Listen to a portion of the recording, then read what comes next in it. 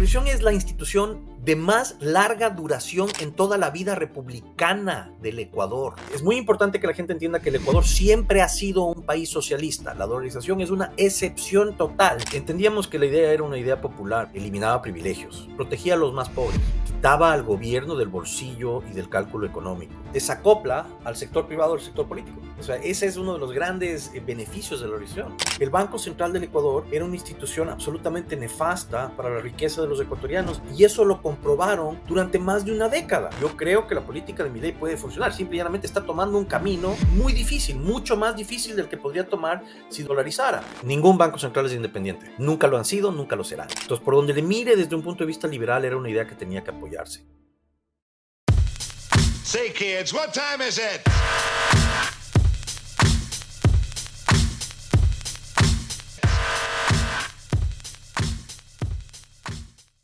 Hola con todos, bienvenidos nuevamente a una entrevista aquí en Libertario. Yo soy Andrés Sebastián Díaz y al otro lado tengo el gran honor, el gran gusto de poder contar con Francisco Salles. Él es empresario y catedrático en la Universidad de las Hespérides en España. ¿Cómo estás, Francisco?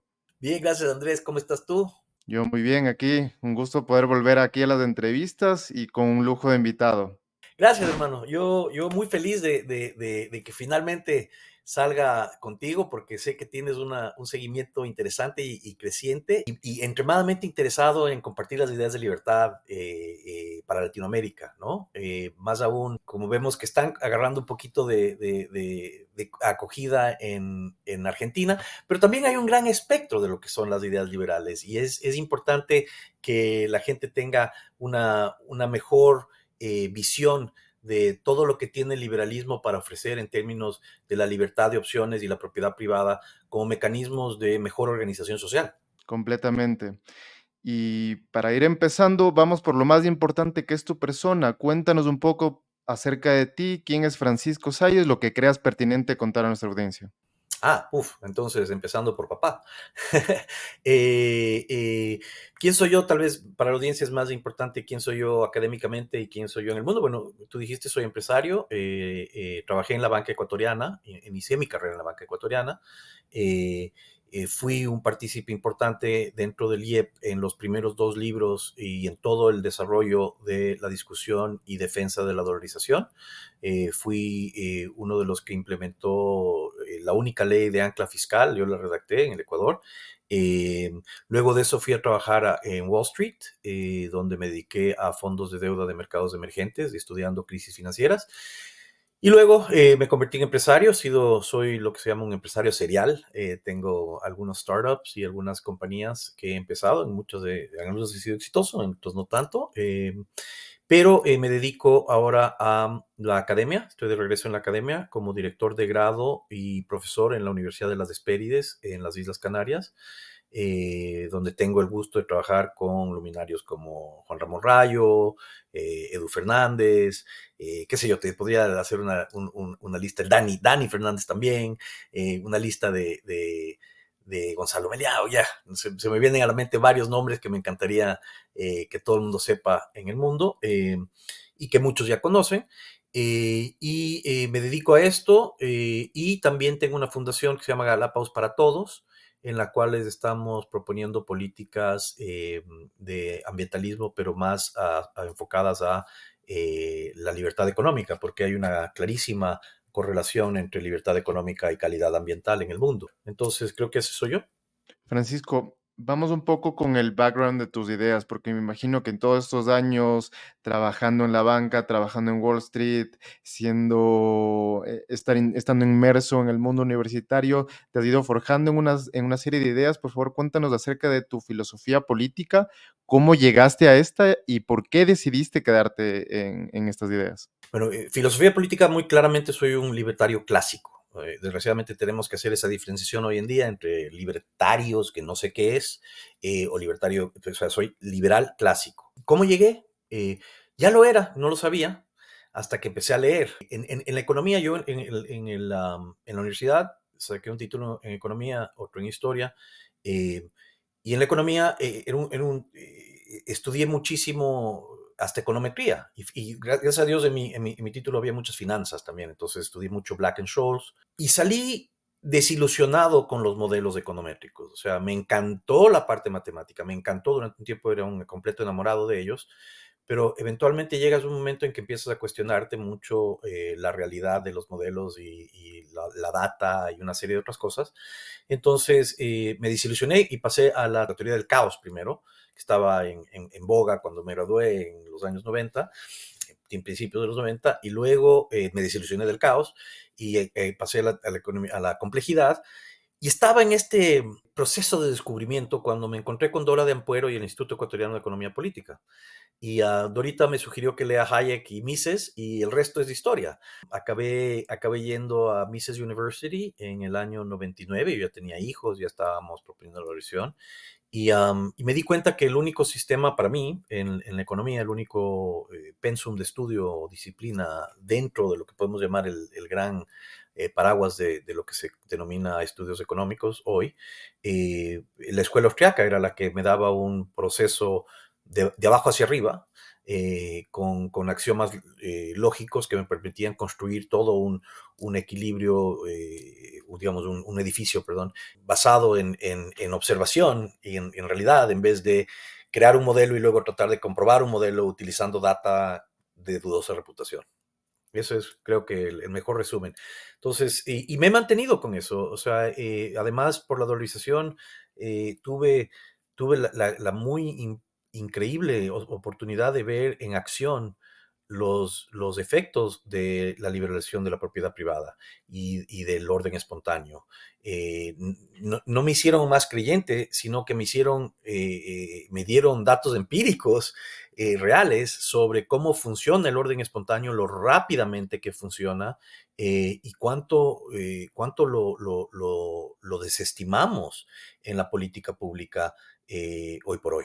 Acabas de mencionar algo muy importante que es del orden espontáneo y la dolarización en el Ecuador, que sin duda fue un acto completamente de la gente desde abajo hacia arriba y tú tuviste un importante papel en la dolarización del país. Por favor, menciónanos un poco sobre esto.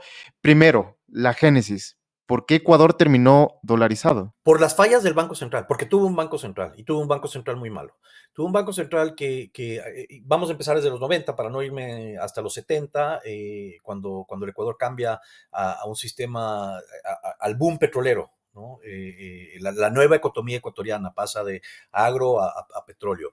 Pero empecemos con los 90. O sea, en el 94 el Ecuador el Banco Central del Ecuador decide adoptar bandas cambiarias, algo que yo escribí en contra, diciéndoles, miren, su modelo no está considerando una nueva variable que ya estamos estudiando muchísimo, que se llama volatilidad, que tiene el modelo de Black and Scholes, etcétera. Desestimaron completamente, aunque encaré, o sea, conversaciones directas con el Banco Central, el director de estudios económicos en ese entonces era Augusto Latorre, y el que lanzó el estudio fue Simón Espinosa, el cual es amigo mío, pero en todo caso, desde en ese entonces podemos ver que el Banco Central comete error tras error tras error. Las bandas cambiarias fueron instaladas un mes antes de que México las quite, destapando el tequilazo, pero sin embargo persistieron. Y después en el 96 el Banco Central toma la decisión arbitraria de salvar a un banco en vez de dejarlo morir como debería. Esto detona que el Ecuador entre en el primer proceso de internacionalización de sus cuentas bancarias.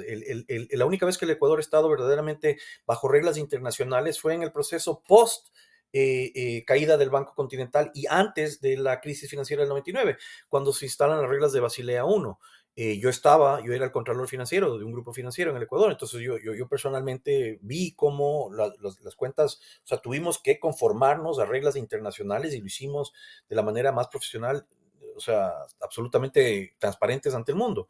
Obviamente no todos lo hicieron, siempre hubieron malas manzanas y no estoy tratando de exculpar de pública, por ejemplo, bancos como el Banco de Progreso, que fue un gran banco en términos de tamaño, pero pésimamente mal manejado y definitivamente fraudulento en ciertas medidas. Entonces sí habían malas manzanas, pero el manejo del Banco Central fue tan malo que eventualmente fue lo que detonó la caída de todos los bancos en dominó, como vengo diciendo, la historia viene desde ese tiempo. Lo que detonó finalmente, la gota que derramó el vaso en la crisis financiera ecuatoriana fue, por lo político, en lo fiscal, se aprobó un impuesto que se llamaba el impuesto a la circulación de los capitales.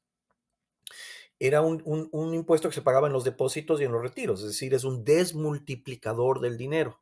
Si la gente va a tener que pagar un impuesto cada vez que deposita o cada vez que retira dinero, entonces la gente va a preferir el efectivo, ¿verdad? Entonces, al preferir el efectivo, desmultiplicas la masa monetaria. Esto fue algo que yo en ese entonces estaba en la Asociación de Bancos Privados del Ecuador, lo escribí, llamé a mis amigos en el Banco Central a decirles, ustedes están quebrando el sistema financiero ecuatoriano. Todo el mundo me decía, no, no, estás exagerando el tema. No, no lo exageré. No solo eso, y aquí es donde viene la clave del Banco Central, sino que el impuesto entraba en vigencia el 1 de enero de 1999. El 18 de diciembre de 1998, el Banco Central del Ecuador duplica los encajes en dólares. Y después, en enero, en las primeras 2 semanas de enero, incrementa los encajes en sucres de un 33%. En consecuencia, una política contractiva fiscal, tremendamente contractiva, el Banco Central le tira gasolina a ese fuego, contrayendo aún más la liquidez ya severa en los bancos ecuatorianos. Y esto no era invisible porque las tasas interbancarias estaban a niveles de 151%. Entonces, el que verdaderamente tumba como dominós a todo el sistema financiero ecuatoriano es el Banco Central del Ecuador. Y bueno, creo que tu pregunta era sobre la génesis de la crisis. Esta es. Entonces, ¿qué sucedía? Nosotros desde el IEP ya teníamos visto la crisis financiera, la estábamos estudiando y estábamos proponiendo varias soluciones. O sea, mira, te puede hacer esto, puede ser el otro. Y obviamente vino José Luis Cordeiro de Venezuela a tratar de lanzar una versión de su libro. Este es el libro que lanzamos en el Ecuador. eh, y me pidió a mí que yo lo revisara y actualizara. Y su libro proponía una caja de conversión. Y una caja de conversión, cuando la convertibilidad en Argentina se estaba cayendo, era un non sequitur. O sea, le dije, no, evidentemente tiene fallas. La convertibilidad argentina no es una caja de conversión ortodoxa, pero igual es un hard sale. Y por ahí, no me acuerdo si fue Franklin López o Dora de Ampuero que dijeron, pero ¿y por qué no les damos directamente el dólar? ¿Por qué tenemos una moneda intermedia de convertibilidad? Y ¡ping! Nace la dolarización. Entonces, el libro de Cordero, que yo actualicé y revisé, es el primer libro que nace en el mundo sobre dolarizar una economía desde el punto de vista de tener y haber tenido una economía nacional durante muchos años, pero de entregarla voluntariamente. O sea, algo que en ese entonces nos tildaban absolutamente de locos, pero como creo que fue Víctor Hugo que decía, la fuerza más poderosa en el universo es una idea cuyo tiempo le llegó. Y entonces, con el lanzamiento del libro de Cordero, después sale el de Franklin, que aquí los tengo porque estoy haciendo justo un estudio, ¿por qué y cómo dolarizar? Donde yo tengo un capítulo y estoy en la bibliografía en un par de cosas. Eh, ahí es donde finalmente ponemos un plan absoluto cómo dolarizar la economía ecuatoriana, ¿no? O sea, ¿qué se debería hacer? ¿Cuáles son los pasos? Con lo cual, evidentemente, podemos desmentir que el gobierno de Maguad había hecho un estudio sobre el tema, porque ninguna de las cosas que está aquí publicado en un libro tomaron en cuenta.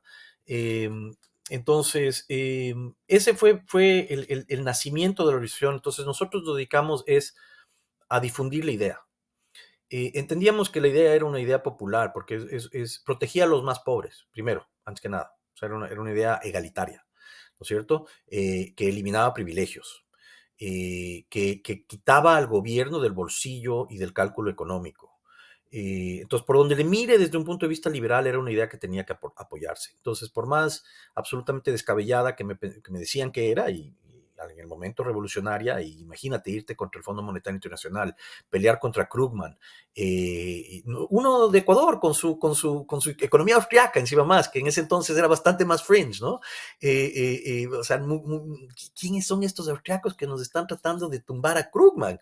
Bueno, pues nosotros, el Instituto Ecuatoriano de Economía Política, o sea, estaba Kurt Schuller también involucrado, apoyándonos a título personal, estaba pues Franklin López, Juan Luis Moreno Villalaz de Panamá, y Steve Hanke dándonos también apoyo en Washington. Entonces, esta idea nace para proteger la propiedad privada. La logramos democratizar. Por suerte, por ejemplo, Joyce de Ginata en la Cámara de Pequeña Industria agarra la idea y la hace, le da un micrófono mucho más grande a nivel país, porque ella tenía más acceso a medios y un tiempo confrontacional en el país. Eh, y la idea coge fuerza al punto de que cuando Mawad decide dolarizar ya tenía un 52% de aprobación a nivel nacional. Es decir, y con eso creo que se desmiente también la tesis que dice Mawad, que estaban estudiándola y sin apoyo se hubiera caído. Bueno, siempre hubo apoyo y siempre ha habido apoyo. Desde un 52% inicial en su aprobación, su inicio el 9 de enero, hoy por hoy es 89% popular, más popular que cualquier gobierno populista como el de Correa, por ejemplo, que trató por todos los medios de deshacerla, pero sabía que tocarla y violarla hubiera sido el fin de su reinado. Francisco, y para que el Banco Central haya caído en esta declive que se tradujo en una crisis financiera, ¿era un banco central independiente o cumplía razones políticas? Te respondo muy rápidamente. Ningún banco central es independiente. Nunca lo han sido, nunca lo serán. Y si quieres el mejor ejemplo de eso, miremos la crisis financiera del 2008 en los Estados Unidos. O sea, el banco central más independiente del mundo, de todas maneras, actuó políticamente. Entonces, no existe, para mí, esa quimera. Y como austriaco, con individualismo metodológico y con behavioral economics y con public choice theory, te puedo decir sin lugar a dudas que no existe un ser humano que no actúe dentro de sus propios sesgos. Entonces, un banco central independiente es una quimera que nos hemos vendido, nunca existirá. Y es precisamente una gran parte del problema, porque le entregamos a muy pocas personas un privilegio sobre la riqueza de todos. Y ese es un privilegio exorbitante que nadie debería tener. Yendo al caso ecuatoriano, que claro, o sea, respondían a los intereses políticos más que nada, trataron de ser independientes, pero no importa, o sea, no tuvieron ninguna credibilidad, o sea, perdieron su credibilidad desde los años 90. Entonces, pensar que ellos podían manejar una crisis financiera era una quimera, ya sea que lo hayan hecho con intereses políticos o no con intereses políticos. El Banco Central del Ecuador era una institución absolutamente nefasta para la riqueza de los ecuatorianos y eso lo comprobaron durante más de una década. Entonces, hoy por hoy, mantener un banco central que fue el que causó la crisis, el que no ha tenido más que, ninguna función más que fabricar miseria, es un ejemplo del legado burocrático, del poder, de la injerencia, de la burocracia entroncada dentro del gobierno, dentro del public choice theory. Y hoy por hoy en el Ecuador sigue existiendo un banco central sin funciones, gastando 70 millones de dólares anuales. ¿En qué? Entonces, eh, creo que la existencia del Banco Central del Ecuador aún hoy en un país dolarizado responde tu pregunta. Es decir, ¿hay intereses políticos detrás? Evidentemente que sí. ¿Cuál es la diferencia entre la dolarización con Banco Central que todavía persiste en el Ecuador versus la que hay en El Salvador o en Panamá, que hasta donde sé son bastante distintas? No, El Salvador sí tiene Banco Central. La diferencia entre El Salvador y el Ecuador más bien tiene que ver con su implementación. El Salvador tuvo un proceso de tener tipo de cambio fijo durante mucho tiempo y simple y llanamente decir, ¿saben qué? Hagamos del dólar del curso legal y cada vez que hay una transacción en los bancos se van retirando los colones. Y eventualmente se retiraron, tomaron 2 años en básicamente reducirse a nada. En el Ecuador fue un proceso forzado, un tipo de cambio fiat establecido por un presidente con cero credibilidad como última patada de ahogado para tratar de preservar su presidencia, ante un proceso que ya era popular, que ya se había convertido en palabra diaria del ciudadano ecuatoriano: dolarización, dolarización. ¿Por qué no dolarizamos? La dolarización me parece una buena idea, que te dije que fue la labor que hicimos en el IEP. simplemente introducir la idea de la propiedad privada. Imagínate, algo tan básico, y introducirlo fue fácil por la crisis monetaria, pero es algo que verdaderamente choquea. Decir, bueno, la gente debería defender su propiedad privada de una forma mucho más férrea en todo momento. Es decir, ¿por qué no llevamos el mismo concepto de la moneda al ahorro ecuatoriano y también privatizamos el IES? Bueno, ese error se cometió en el Ecuador y el IES acabó siendo botín político. Lo mismo con las reservas del Banco Central, acabaron siendo botín político. Entonces estaba con El Salvador. El Salvador es diferente en cuanto a su aplicación y todavía tiene Banco Central también, pero adicionalmente es un Banco Central que, como te digo, durante más de 10 años antes de su decisión de dolarizar ya había mantenido un tipo de cambio fijo. Entonces es un Banco Central con relativa credibilidad, pero sin funciones. No tuvo funciones hace 10 años, no tiene funciones ahora, realmente está como efigie. Sigue siendo un riesgo, sigue siendo algo que deberían los salvadoreños eliminar. En cambio, en Panamá no hay Banco Central. Nunca hubo Banco Central, porque Panamá nació dolarizada. Entonces, no tiene un Banco Central, lo cual le permite no tener esta entidad que solo transmite riesgo en una economía, porque regula o está en capacidad de regular la oferta y la demanda de dinero. ¿Ok?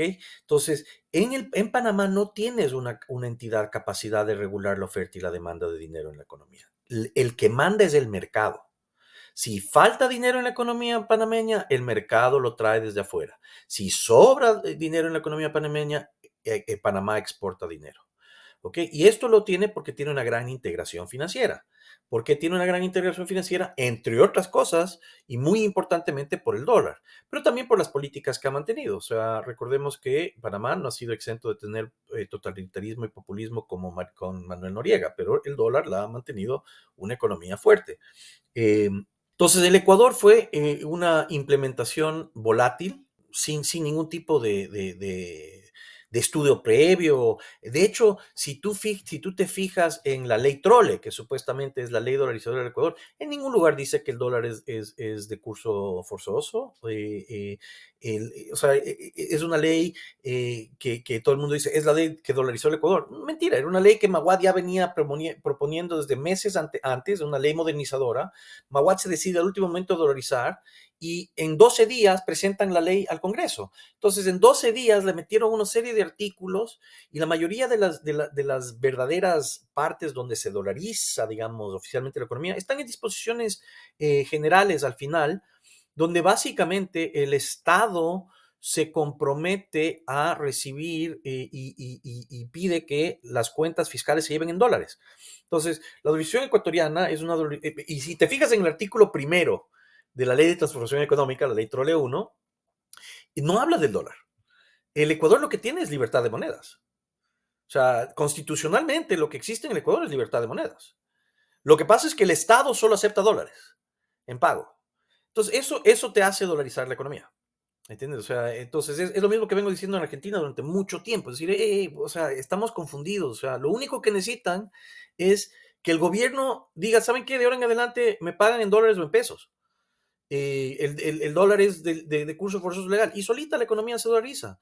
En Ecuador, eso sí, si me permites, entro ya en Argentina un poquito. En Ecuador había una gran diferencia, en El Salvador también, hasta en el Perú hay una gran diferencia con la economía argentina, que es que son economías más dolarizadas o eran más dolarizadas en su proceso de dolarización porque teníamos cuentas bancarias en dólares, porque no se castigaba ni se discriminaba contra el dólar. En el Perú no se lo hace hoy por hoy. Entonces, el Perú es una economía no dolarizada, pero súper ligada al dólar. Es decir, el rato que empiezan a hacer tonteras del Banco Central, el dólar se les dispara, olvídate. O sea, el sector privado regula mucho más la cantidad de dinero en la economía que lo que puede hacer el Banco Central. Y el sector privado está mayoritariamente, bueno, un 60 y pico por ciento dolarizado. Entonces, el Banco Central no tiene la lateralidad para moverse con discrecionalidad sin tener consecuencias nefastas, porque los ciudadanos han decidido que no tienen entera confianza en el Banco Central. En la economía argentina ni siquiera circulan los dólares. Es decir, tú no puedes salir a comprar algo con $5. No te aceptan un billete de $5. Las únicas transacciones que se hacen en billetes en la Argentina son en billetes de $100. Y entonces tú no consumes con $100, tú ahorras con $100, en una economía castigada como la Argentina especialmente. Entonces, lo que falta en la economía es liberalizar, darle a la gente la capacidad de expresar su soberanía del consumidor y no solo al ahorrista, no solo el que tiene excedentes que los puede poner en una caja de ahorro, sino que al de calle, a la persona que consume todos los días, esa persona, bueno, ahorita tienen un tipo de cambio relativamente estable, pero han perdido un montón. Y quién sabe en el futuro. Y si no lo están perdiendo en tipo de cambio, lo están perdiendo en tasa de interés. Porque el riesgo de mantener abierto el Banco Central de la República Argentina cuesta muchísimo. Y eso es fundamentalmente, perdóname que me salté a la Argentina, pero entre El Salvador, el Ecuador y Panamá, las diferencias son entre Ecuador y Salvador la implementación de la dolarización, ¿sí? El efecto de la dolarización en términos del shock que causa, el shock positivo que causa en la implementación. Y en Panamá es muy diferente porque nació dolarizado. Entonces, el efecto, ahí no hay banco central. Ahí simple y llanamente no, nunca han tenido el problema de una fábrica de miseria. Muchos contrarios de la dolarización no pueden poner el punto de la inflación porque es arrolladora, o sea, la dolarización desploma completamente la inflación, pero sí critican y específicamente en el tema de Argentina, uno de los puntos principales que ponen los contrarios de la dolarización es que no es una fuente para desarrollar el país, todo lo contrario, que puede retrasar el desarrollo económico y ponen como ejemplo precisamente a El Salvador y al Ecuador como un ejemplo de que la dolarización no funciona en el sentido de que va a impedir que los países se desarrollen. Esto es un mito, tiene tintes de realidad. Es un mito, completamente. O sea, empecemos con que la dolarización es un esquema monetario. Entonces, no te va a hacer rico per se, ¿no es cierto? Sin embargo, lo que sí hace es desacopla al sector privado del sector político. O sea, ese es uno de los grandes beneficios de la elección. El político que hace bochinche ya no afecta el tipo de cambio.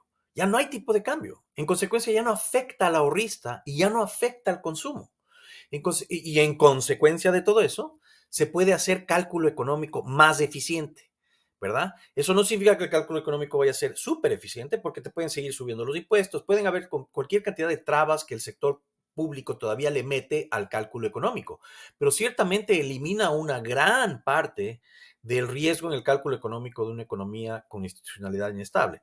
Si lo pensamos así, simple y llanamente por eso la dolarización ya es un gran beneficio a cualquier economía. O sea, nada te va a hacer rico inmediatamente. La dolarización no hizo más honestos a los ecuatorianos, no los hizo más, y como podemos ver en lo que está sucediendo con las cortes hoy por hoy, ¿verdad? O sea, esa corrupción ha existido desde antes de la dolarización y hasta ahora. Entonces, la dolarización no cambió la composición de la economía, pero sí va cambiando la composición de la economía porque poco a poco el cálculo económico es más eficiente. Y esto lo podemos ver en el Ecuador en las exportaciones específicamente, porque las exportaciones son un gran proxy, las exportaciones no petroleras, son un gran proxy del movimiento de todo el sector privado ecuatoriano, porque adicionalmente es una economía agraria por excelencia. Y era uno de los grandes argumentos en contra de adoptar un tipo de cambio fijo, ¿verdad? O sea, tú adoptas un tipo de cambio fijo y ya vas a dejar de ser competitivo en largo plazo, pierdes una herramienta de competitividad. Lo hemos desmentido. 25 años más tarde, las exportaciones ecuatorianas de productos commodities, no petroleros, commodities, es decir, algo en el cual tú aceptas precio, tú no pones precio. El Ecuador ha seguido creciendo, las curvas son bastante sin exabruptos, sin volatilidad. Hoy por hoy, las exportaciones de banano y camarón son más grandes que las exportaciones petroleras en el Ecuador, y uno de cada 4 camarones que se comen en el mundo son ecuatorianos. Entonces, creo que los datos empíricos matan los relatos de la Argentina, que tienen varios, o sea, y créeme que los he escuchado antes en los movimientos antidolarizadores en Venezuela, en Costa Rica, en México. Es decir, la cantaleta es ya cansona. Utilizan los mismos argumentos una y otra vez, y yo lo que les digo es, miremos la experiencia empírica y díganme por qué en su país se va a comportar diferente los agentes económicos.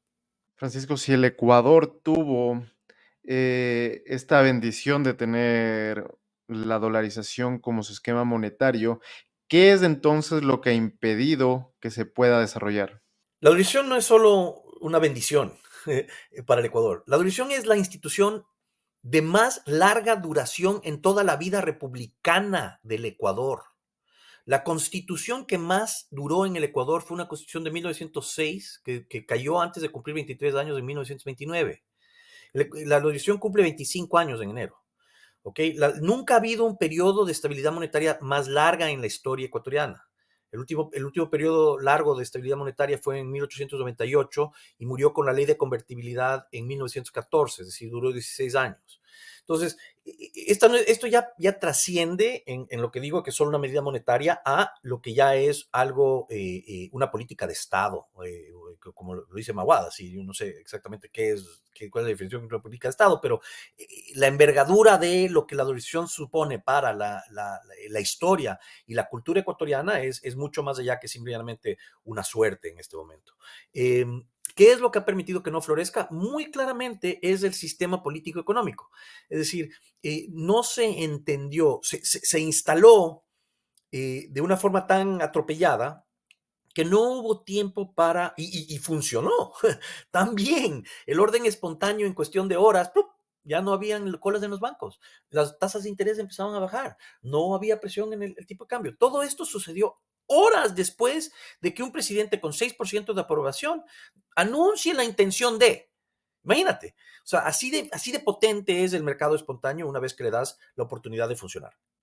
Entonces, ¿qué es lo que no ha permitido que el resto de las bondades que podría traer la estabilidad monetaria a una economía surjan en el Ecuador? Es claramente el sistema político-económico que se ha instalado.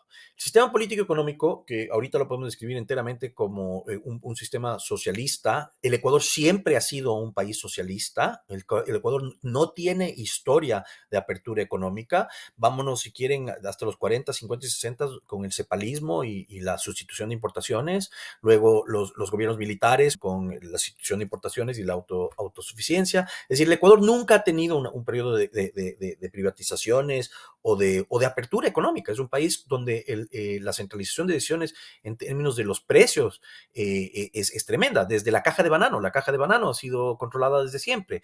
Es decir, es muy importante que la gente entienda que el Ecuador siempre ha sido un país socialista. La dolarización es una excepción total a la historia ecuatoriana y es la excepción que ha permitido que el Ecuador crezca y que el Ecuador tenga estabilidad y es la excepción que ha sido más duradera que las constituciones. Entonces, ¿qué es lo que no ha permitido? Es este sistema político económico. La dolarización en términos económicos la conocemos como un precompromiso que ata a los políticos actuales y futuros a tener que mantenerla por los altísimos costos de salida de la medida. ¿Sí? Correa trató de salir de la medida, intentó todo, hasta creó dinero. Aunque la dolarización cierra la maquinita de hacer dinero, no cerramos la creación total del dinero porque todavía hay una institución que puede crear dinero, que es el Banco Central. El Banco Central no tiene que imprimir dinero para crear dinero. ¿Ok? El mecanismo es muy simple. Supongamos que tú eres un banco que tiene depósitos en el Banco Central. Y mañana te llamo y te digo, ¿sabes qué? Te acabo de incrementar tu saldo por 200. Yo registro un nuevo pasivo tuyo, ¿verdad? Y te doy plata por 200. Plata contable. Tú vas y giras sobre esos 200 y yo tengo que sacar de las reservas internacionales para darte esa liquidez. Entonces, de esa forma se crea dinero sin imprimir dinero en una dolarización. Bueno, Correa hizo eso al ton y son del 10% del PIB. ¿Sí? Entonces, por eso, entre otras cosas, necesitamos cerrar el Banco Central. Es decir, ya los abusos se han dado. Eso ha hecho que el Ecuador se vuelva más caro. Eso creó inflación en el Ecuador. Y adicionalmente tenemos un sistema en el cual no hay apertura económica. El Ecuador tiene aranceles para importar bienes de primera necesidad. Es decir, si tú traes cebolla de Colombia, eso es considerado contrabando, así como estuvieras trayendo alcohol, drogas o alguna otra cosa. Entonces, el concepto político-económico del Ecuador, el Estado, el gobierno, es un Estado altamente intervencionista en todo el proceso de creación de precios en la economía. El dólar te da estabilidad sobre la moneda y te da mejor cálculo económico. Lo que pasa es que la creación de precios en el proceso de descubrimiento de precios en la economía ecuatoriana es altamente intervenido por el Estado. Y esto es precisamente el choque que veo yo que va a suceder durante los próximos 20 años en el Ecuador. Es el costo de salida de la dolarización es altísimo y esta fricción con la constitución de Montecristi y el sistema que impuso el socialismo del siglo XXI es lo que va a primar. Es decir, este choque entre las dos instituciones justapuestas va a ser el diario vivir del Ecuador hasta que podamos entender y lograr un consenso político de cambiar el sistema político económico para acoplarse a las bondades de la organización. O sea, tú oyes a los partidos de izquierda, de derecha, centro, de todos lados en el Ecuador hablar de defender la dolarización y promover la dolarización, cuando no la entienden. Entonces, creo que hay una labor que nos falta por hacer de atar claramente los principios que representa la dolarización de propiedad privada y apertura con el sistema político y hacer entender al ecuatoriano que si le gusta la dolarización, entonces este es el camino a seguir y no el otro. Pese a que todos los partidos de todos los colores, de todas las ideologías políticas, se enarbolan la bandera de la defensa de la dolarización, muchos de ellos soñarían con desdolarizar el país, ya que les permitiría tener nuevamente la política monetaria en sus manos. ¿Qué tan riesgoso podría ser la desdolarización de un país? ¿Es posible? Es una buena pregunta. Mira, yo lo estudié durante mucho tiempo y he llegado a la conclusión que no, no es posible, pero no es posible no por falta de violencia, sino por logística. Al menos que tengas listo, circulante, para poder suplantar rápidamente las transacciones de diario, colapsarías completamente el consumo del país. ¿Verdad? O sea, olvídate de la incautación, de los depósitos y toda la impopularidad que eso te costaría políticamente, que es obviamente lo que mantiene alejado el espectro de desdolarización. Es decir, ya en lo práctico, es decir, mañana quieres ir a comprar huevos, ¿con qué los vas a comprar? ¿Vas a soltar tus dólares? Con mucho recelo vas a soltar tus dólares. Vas a esperar a que el gobierno imprima dinero.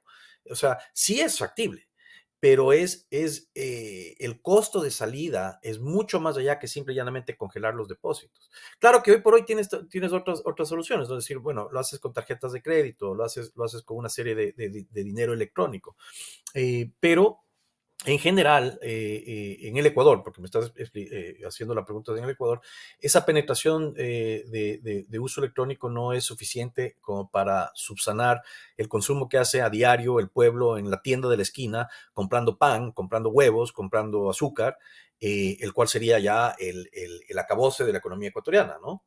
Entonces, sin embargo, o sea, vamos a ponerle un escenario apocalíptico, que el Ecuador tiene las peores condiciones posibles para una dolarización. Es decir, no hay casi nada más que le podrías aventar a la economía ecuatoriana para hacer difícil la dolarización. En consecuencia, ahí está la gran oportunidad para la economía ecuatoriana.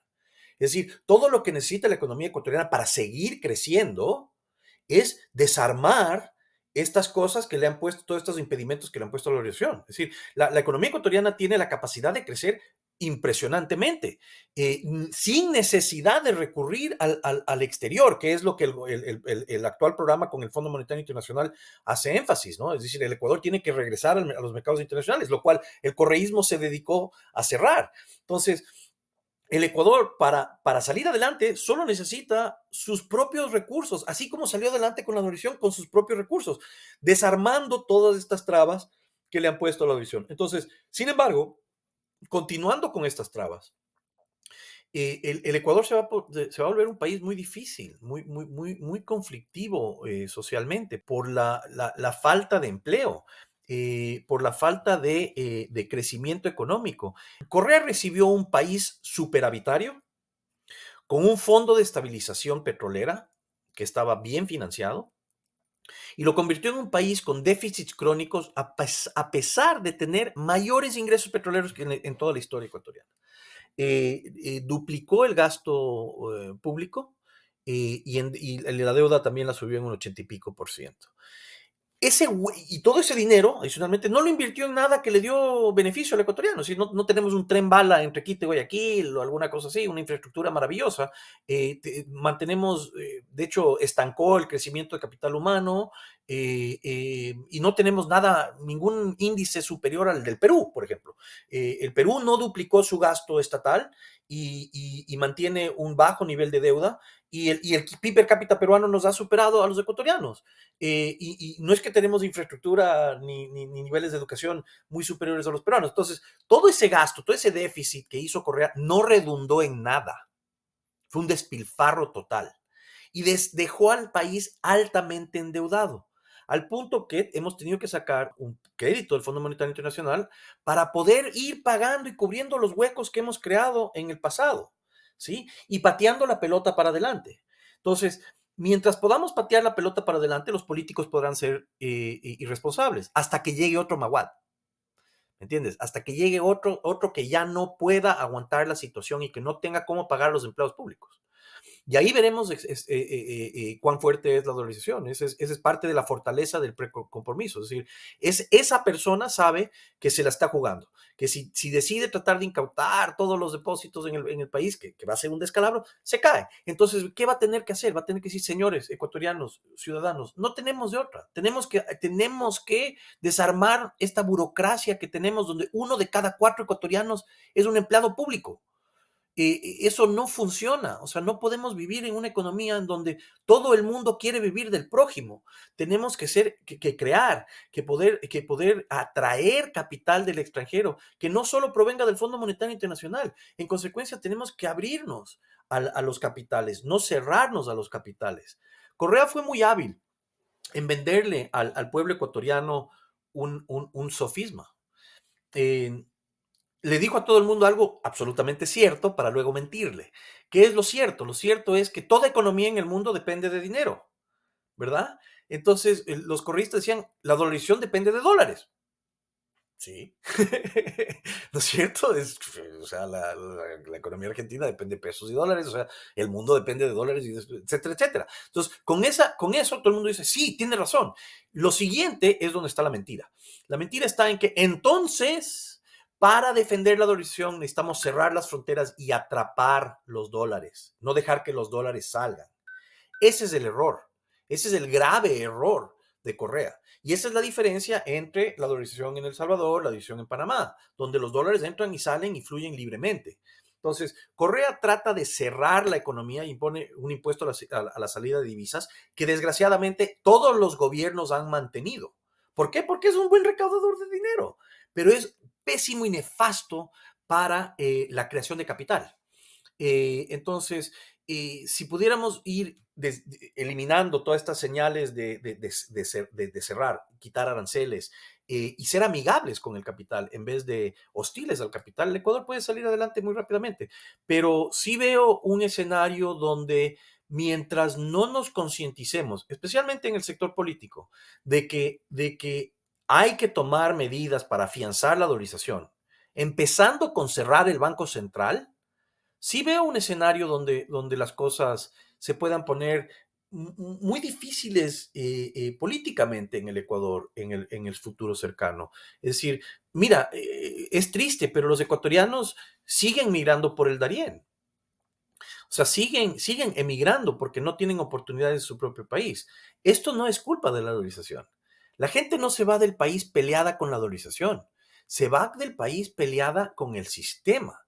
Sin embargo, cuando vamos a consultas populares sobre cosas como que existan arbitrajes internacionales para la inversión extranjera, que la gente pueda emplearse por hora, cuando vamos a una consulta popular, la gente vota no por ese tipo de iniciativas. Entonces, creo que ese es el enfoque que tenemos que dar en los próximos años al Ecuador. Si queremos verdaderamente cambiar el Ecuador, es evidente que la gente tiene que entender que atraer capital extranjero es una cosa buena y cerrar las fronteras es una cosa mala, especialmente en una dolarización o en cualquier economía. Francisco, no quiero irme sin topar el tema de Argentina, que tú ya lo topaste por encima, y es que Milei llegó con la promesa de cerrar el Banco Central y dolarizar el país. Bueno, él lo llama una libre competencia de monedas, pero a término de desdolarización, porque es lo que va a aceptar el Estado, que es más o menos lo que tú mismo dijiste que pasó en el Ecuador. ¿Qué tan posible es la dolarización de la Argentina y por qué todavía no hay señales de que esta dolarización está cerca? Es una excelente pregunta. De hecho, acabo de dar una conferencia en la Universidad de las Hespérides, pero desgraciadamente también las cosas en Argentina cambian tan rápido que las conferencias se pueden volver estériles en cualquier semana. Y yo estoy a punto de escribir algo retractándome, donde yo decía, y hemos dicho muchos, que la economía argentina está dolarizada en su mayoría. El ahorro argentino está dolarizado, pero la economía argentina no está dolarizada. No hay cuentas en dólares. Y una de las grandes problemas o desincentivos para tener cuentas en dólares son altísimos encajes. Es decir, le tienen miedo a que los dólares eventualmente causen una crisis de salida de divisas, ¿no? Por no decir una crisis de balance de pagos, decir simple y llanamente que si es que existieran dólares sin respaldo en la economía argentina, eventualmente esos dólares se esfumarían y en consecuencia habría una crisis. La única forma que se pueden esfumar esos dólares es reduciendo la Reserva Monetaria Internacional. ¿Sí? Entonces, la tesis que manejan los argentinos desde el inicio es que no hay suficientes dólares para dolarizar la economía. Emilio Campo acaba de publicar un excelente artículo que muy amablemente me pidió que revise antes de publicar, haciendo hincapié en lo que vengo diciendo yo, y Steve Hanke y todos los que hemos dolarizado países o hecho cajas de conversión en el pasado. Siempre hay suficientes dólares. Los dólares están en el colchón, para empezar. Porque una vez la dolarización pasa de que el Estado controle la oferta y la demanda de dinero a que el pueblo, a que el sector privado lo haga. Entonces, esta noción de que los dólares se van a esfumar y en consecuencia no hay reservas para mantener la dolarización, nunca en ninguna experiencia mundial se ha dado, Montenegro, Ecuador, El Salvador, etcétera. Nunca en ningún país que ha hecho un cambio de moneda se ha dado esta condición. Sin embargo, en Argentina insisten que eso sucedería. Y por eso yo le he planteado a Milei en esta conferencia en las despedidas hace un par de meses que hay una forma muy fácil de revisar cuál tesis es la que verdaderamente es correcta, si es que se van a esfumar los dólares o si se van a quedar los dólares. Y esa tesis pasa por bajar los encajes en dólares. Baja los encajes en dólares y veamos si es que los depósitos en dólares se incrementan por efecto multiplicador del dinero. Es decir, veamos si la gente dice, ahora quiero abrir una cuenta en dólares y mantener mi dinero en dólares en la banca y esa banca puede prestar el dinero en dólares y poco a poco dolarizar endógenamente la economía argentina. Eso no está sucediendo en la Argentina. Entonces, evidentemente hay un rechazo a la dolarización y Caputo lo dijo, y eso fue muy alarmante para todos los que seguimos la dolarización a nivel mundial. Una de las primeras cosas que dijo era que quería hacer del peso fuerte. ¡Pum! O sea, inmediatamente, ¿qué? O sea, si tú quieres dolarizar, no quieres hacer el peso fuerte. Nadie quiere el peso, solo tú, Caputo, quieres del peso. Todos quieren dólares. Lo que pasa es que no les das la capacidad de tener dólares y por eso los dólares que circulan en Argentina son de 100 en billetes y están en las bóvedas o debajo del colchón. Tú lo que tienes que hacer es atraer esos depósitos, decirles, venga, aquí hay una economía que es amigable con el dólar, no una economía que va a discriminar contra el dólar a favor del peso, que es lo que están haciendo en la Argentina. La política puede funcionar, no estoy siendo absolutamente negativo, es decir, yo creo que la política de Milei puede funcionar, simple y llanamente está tomando un camino muy difícil, mucho más difícil del que podría tomar si dolarizara, porque al hacer escaso el peso, lo que están tratando de hacer es asustar a los dólares que regresen al sistema financiero, ¿sí? Es decir, tú ya tienes que sacar tus dólares del colchón para volver a meterlos en el sistema financiero porque tienes que gastar en pesos, ¿ok? O porque el peso se te vuelve atractivo. Y ese es uno de los problemas. Al ponerle un tipo de cambio oficial, el peso solo puede ser atractivo mientras se revalorice, pero si tú cierras la brecha, te quitas margen de maniobra. Ya no hay cómo hacer del dólar algo o sea, un costo. Ya no hay costo en mantener dólares si es que la brecha, si es que llegas a cerrar la brecha. Ya no tienes a dónde más darle una tasa negativa al dólar. Entonces, estos son el tipo de medidas que para mí son un poco incongruentes, porque lo que parece intentar la revalorización del peso o mantener el peso estable es que la gente tenga que sacar dólares de sus ahorros debido a la recesión para, para aumentar el circulante en dólares. De hecho, acaban de hacer una ley de blanqueo también muy importante, que obviamente era necesaria. O sea, yo ni siquiera escribo al respecto porque pues, es de facto, o sea, que tenías que hacer eso. Pero limitaron mucho el término en el cual podían utilizar billetes. Cuando los argentinos están ahorrando en billetes en sus bóvedas. Entonces, eso me pareció que igual se puede modificar en el tiempo.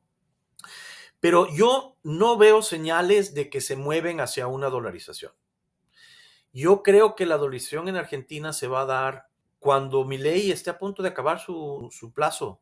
O sea, en ese momento se dará cuenta, creo yo, que realmente eliminar la moneda nacional y cerrar el Banco Central es la mejor cosa posible. Ahora, existe otro escenario sobre el cual escribí en mi blog y que es un poquito complicado explicar ahorita, pero existe el escenario donde cierras el Banco Central, pero dejas al peso flotante, ¿sí?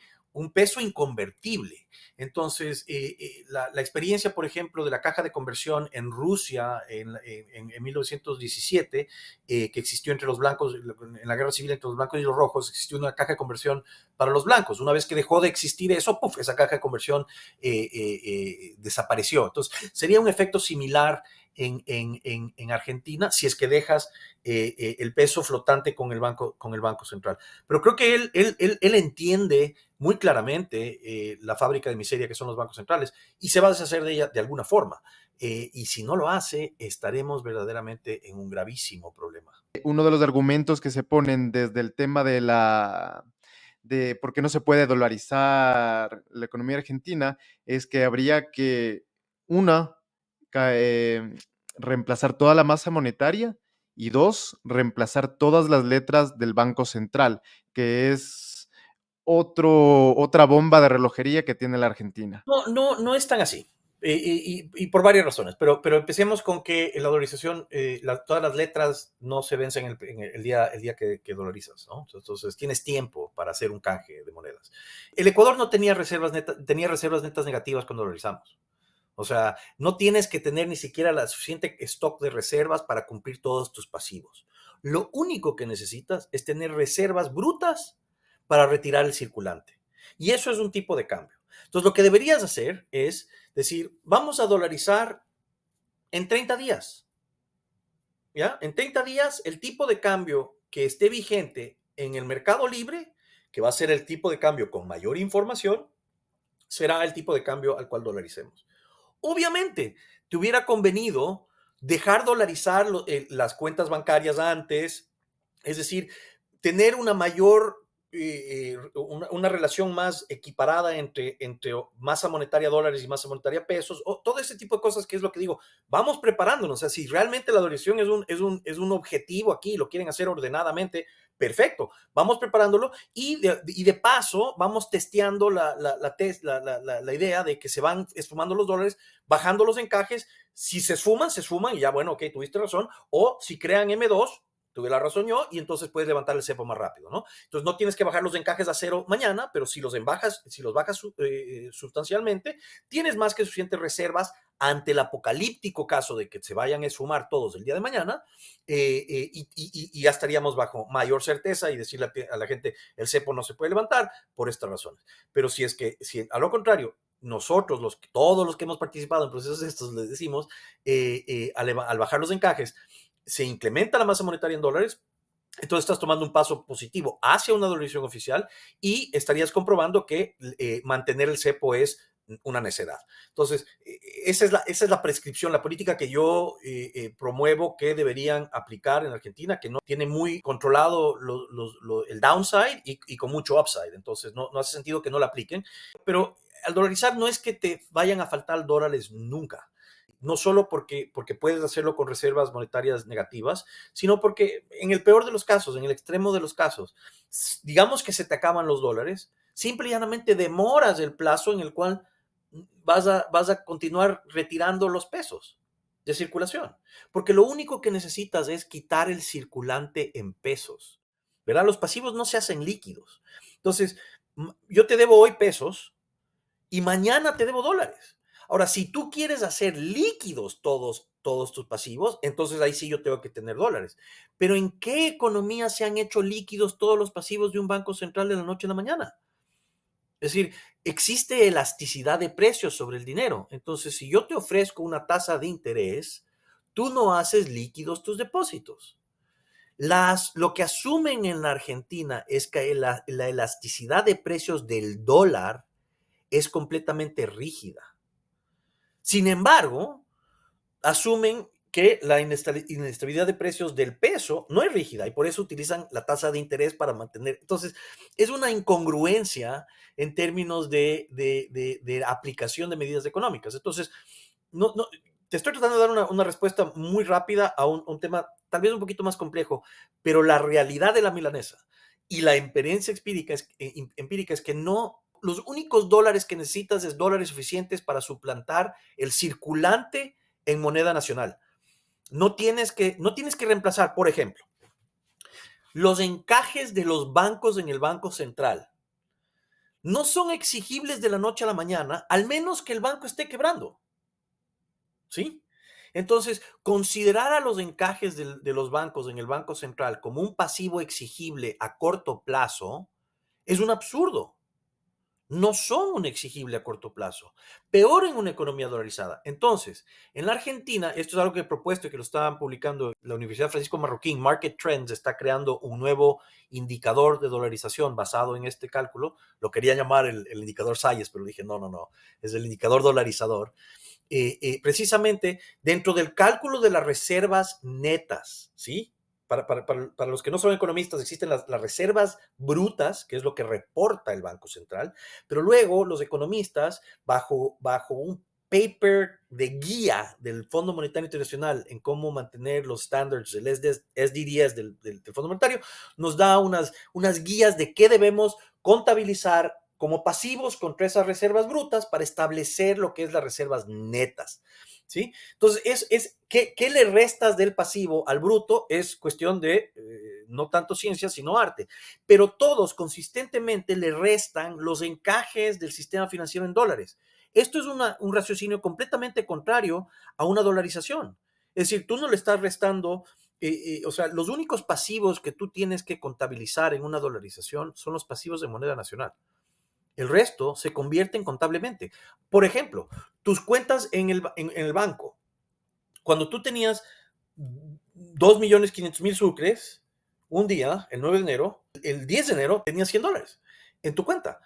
Para ti era indistinto. No salías corriendo a agarrar los $100 y tratar de convertirlos en dólares físicos. Así como no estabas agarrando los 2.500.000 sucres y yendo a la calle a comprar dólares o yendo a pedirlos en efectivo. De la misma forma que no estabas convirtiendo tus sucres en efectivo, no vas a convertir tus dólares en efectivo, ¿verdad? Entonces, lo único que cambia es un asiento contable. Y más aún, ¿qué acaba sucediendo en una economía dolarizada? Hay muchos ahorros que no están siendo depositados en el sistema financiero porque están en dólares físicos, porque están con miedo de que los incauten si los dejan en el sistema financiero. Entonces, lo que acaba sucediendo en una economía dolarizada, Montenegro, Zimbabue, Ecuador, es que los depósitos empiezan a regresar rápidamente, tan rápidamente en el Ecuador, que los encajes bancarios subieron 33% en los primeros 6 meses de la dolarización. Es decir, un tercio más de encajes bancarios. ¿Por qué? Porque regresaban los depósitos a la banca que recientemente les había incautado los depósitos. Ese es el shock de confianza que introduce una dolarización. Y por eso digo que la Argentina está tomando el camino muy difícil, pudiendo tomar un camino fácil, porque la Argentina tiene 250.000 millones de ahorros en dólares fuera del sistema bancario. Y están haciéndose de la vista gorda de que eso existe y peleándose básicamente contra ese stock de ahorro que hay. El crecimiento ecuatoriano, brutal en depósitos y brutal en créditos, donde ahora puedes conseguir hasta, a los 5 años ya podías conseguir créditos hipotecarios a 15 años, a los 10 años ya tenías créditos hipotecarios a 20 años. Es decir, todo eso nace ¿de dónde? No nace de créditos del extranjero ecuatorianos, eso nace del ahorro ecuatoriano. De hecho, si te fijas, Correa, una de las cosas que hace Correa, el 61% del gasto de Correa lo financia con impuestos, no con créditos. Entonces, es el ecuatoriano y el ahorro del ecuatoriano el cual ha hecho que la dolarización surja. Nada más. Y es lo mismo que digo para la Argentina. Y yo no entiendo por qué están tan peleados, porque ni siquiera estamos hablando de que tengan miedo de que los dólares se vayan, ni siquiera están dándole incentivos para que los dólares se queden. No les están dando capacidad de remunerar a los depósitos y crear más incentivos para tener depósitos en el sistema financiero argentino. Eso para mí es quizás la señal más importante y reitero, es donde podríamos verdaderamente hacer una prueba sobre lo que dicen que es el miedo de dolarizar. Pero la prueba de que no es solo miedo es simple y llanamente que ni siquiera quieren incentivar el uso del dólar. Deberían darle curso legal. O sea, bueno, claro, tienen este miedo de que si tú de pronto conviertes todos los pasivos de los bancos en dólares, los bancos van a venir rápidamente. Pero te estoy dando el ejemplo. O sea, si están ahora en pesos y no se están moviendo en una moneda inestable, ¿por qué se van a mover con una moneda estable? Y más aún, si es que bajan los encajes, les vas a poder remunerar. Y en consecuencia, la elasticidad del dinero no va a ser absolutamente rígida porque la gente quiere dinero remunerado. Entonces, hay una serie de razones por las cuales no existe y es falaz el argumento y de que no hay dólares en la economía o de que se pueden ir los dólares o que tienes que tener respaldado el 100% de la masa monetaria, eso decían en el Ecuador también, y más aún de la teoría que te puedo dar al respecto, te apunto a la evidencia empírica. Es decir, no hay ni siquiera evidencia empírica en el mundo de que eso haya sucedido.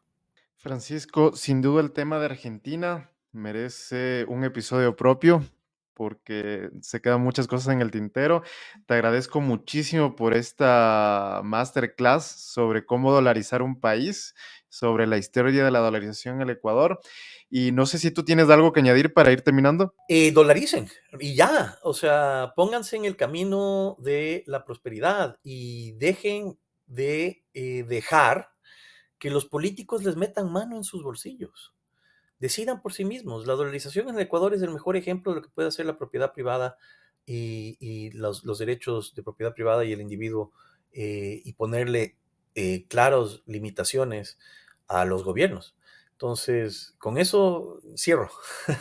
Francisco, solo me queda agradecerte por esta gran entrevista y un agradecimiento también a todos ustedes que ven periódicamente las entrevistas del canal. No olviden, si les ha gustado, darle like, comentarlo y compartirlo porque las ideas no se van a compartir solas. Eso ha sido todo y nos vemos para la próxima. Muchísimas gracias. Gracias, Andrés.